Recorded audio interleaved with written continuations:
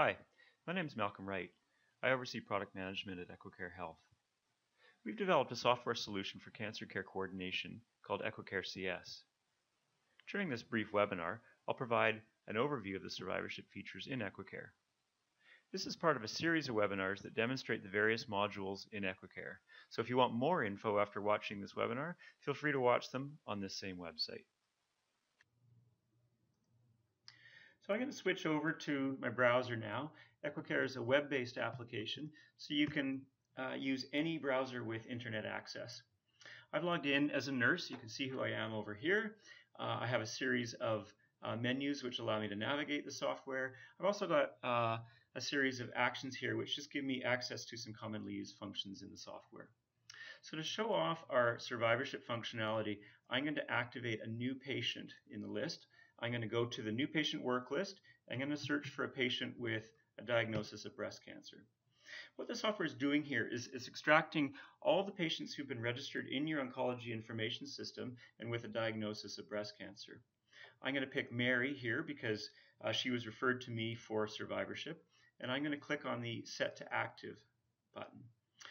What the software is going to do is it's going to walk me through this multi-step wizard with the end goal being the creation of a survivorship care plan for Mary. So on the first screen here, I'm simply activating the patient. I'm identifying who's their care coordinator. By default, that's me. I'm identifying her stage of care, whether that's diagnosis, treatment. In this case, I'll say survivorship. And there's other elements that I can pick as well.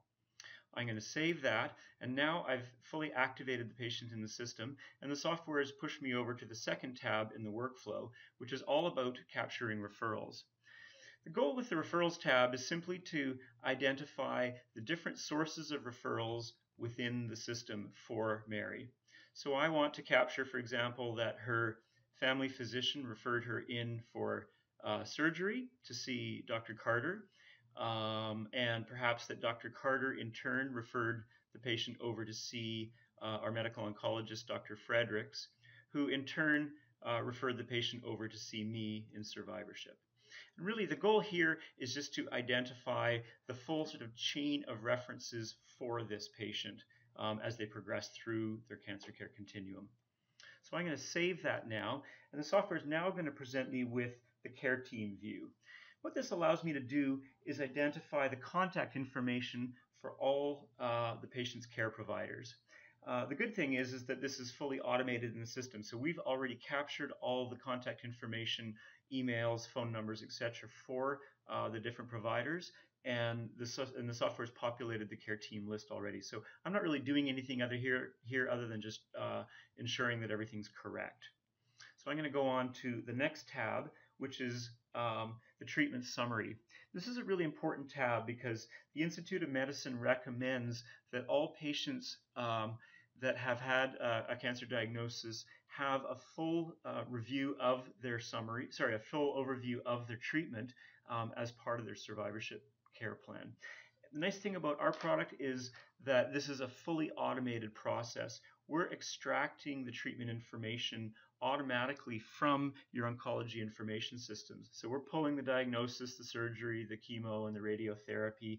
We're consolidating that information because you may have multiple oncology information systems in your organization.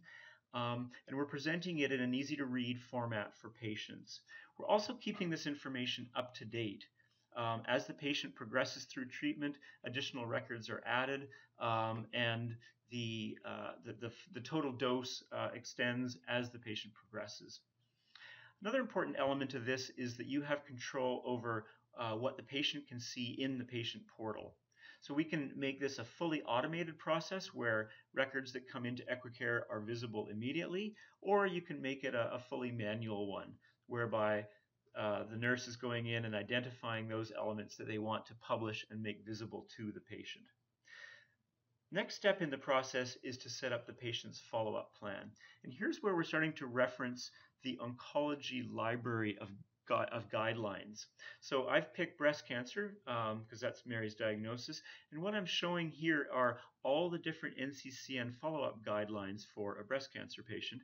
And my goal here is to assign those that are appropriate for Mary based on her diagnosis, on her the type of treatment she's had, perhaps on some of her risk factors.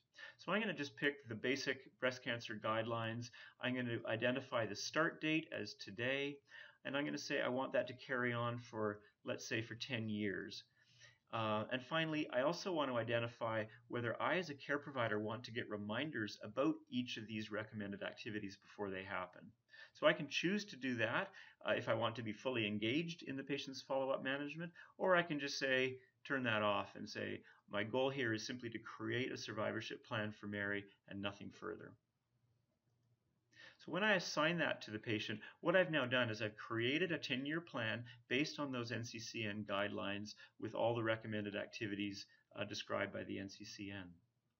If, in addition, the patient has other factors like they're on tamoxifen, I might want to merge that into their follow-up plan. So, for example, by doing this, I'm indicating that the patient should also have a pelvic exam every year for 5 years. So I can really tailor the follow-up plan based on the recommended guidelines, and that I can create something that's very specific for this patient very easily. The next step here is to create an education program for the patient. And again, I'm going to reference our library of oncology-specific content.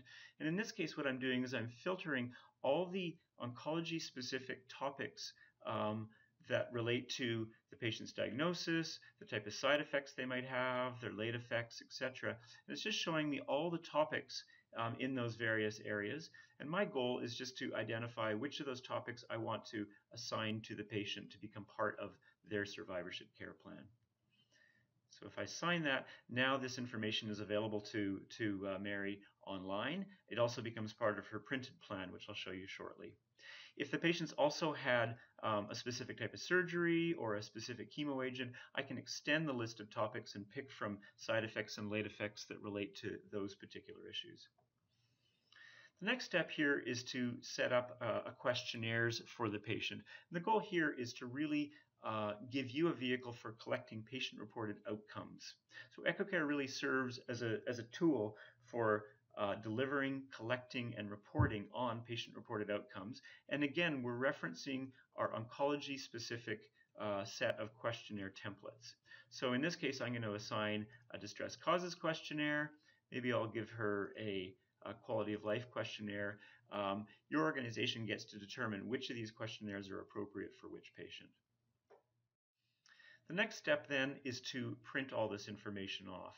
This may seem sort of funny because all the information we've just put together and reviewed is available to the patient online in the patient portal. The reality is that a lot of patients aren't going to have access to a patient portal or won't have the ability to review that information online. So we also want to give them the ability to, or you the ability to print that off and incorporate it into, say, a binder that you're providing to the patient.